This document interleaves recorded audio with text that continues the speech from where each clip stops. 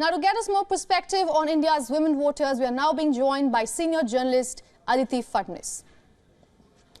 Ms. Phadnis, thank you so much for joining us here on WION. I want to ask you straight up, how crucial do you think women voters will become in this year's general election in India?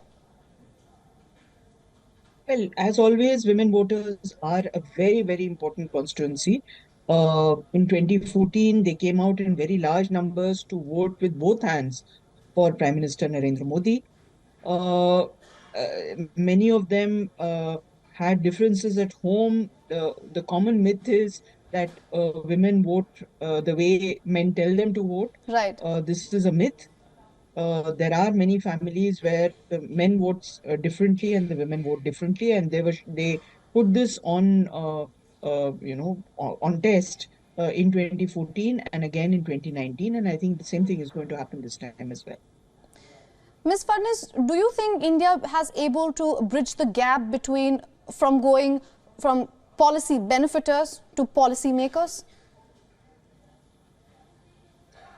Well, it's hard to say. At this point, a lot is being made of the 100 rupee cut, for instance, in cooking gas. Now, the cost of one cylinder of cooking gas has gone up enormously. And every woman I speak to says it is prohibitively expensive now. So, frankly, a 100 rupee cut is not going to make that much difference.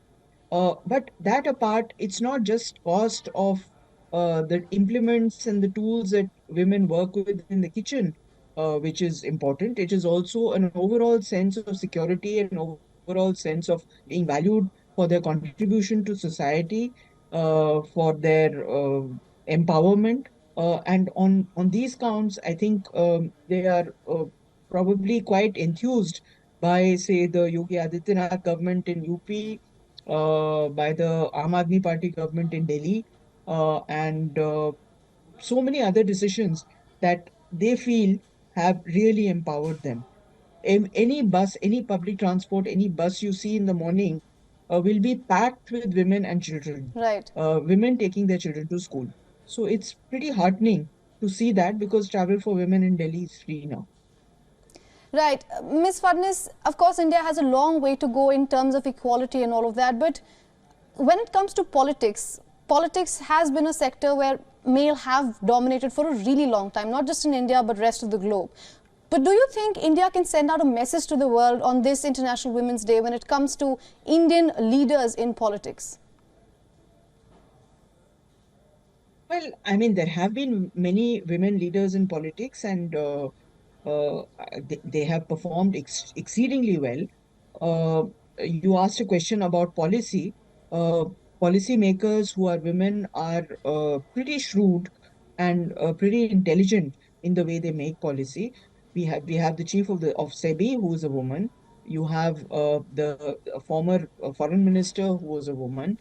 I mean, there are so many examples of women politicians. I think the full flowering of women will probably happen after a few initial glitches in 2029, which is the likely date for that the reservation of seats for women will kick in.